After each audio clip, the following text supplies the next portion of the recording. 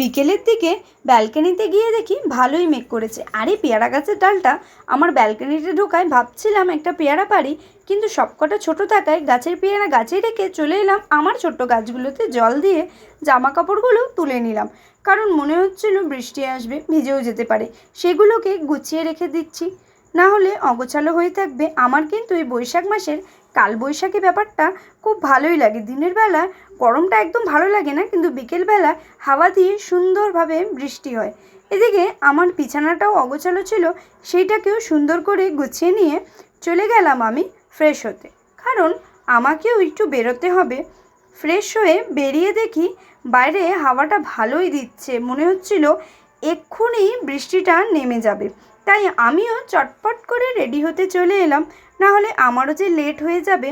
আমার কিন্তু এই নতুন অভ্যেসটা বেশ ভালোই লাগে, সিঁদুর পরা।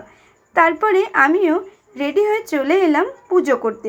পুজোটা দিয়েই পুরো বাড়িতে সুন্দর করে ধূপ দেখিয়ে দিচ্ছিলাম, মনটাও একটু শান্তি লাগছিল। তারপরে বেরিয়ে পড়লাম ও বাড়ির উদ্দেশ্যে। ভালো লাগলে লাইক করবে, টাটা।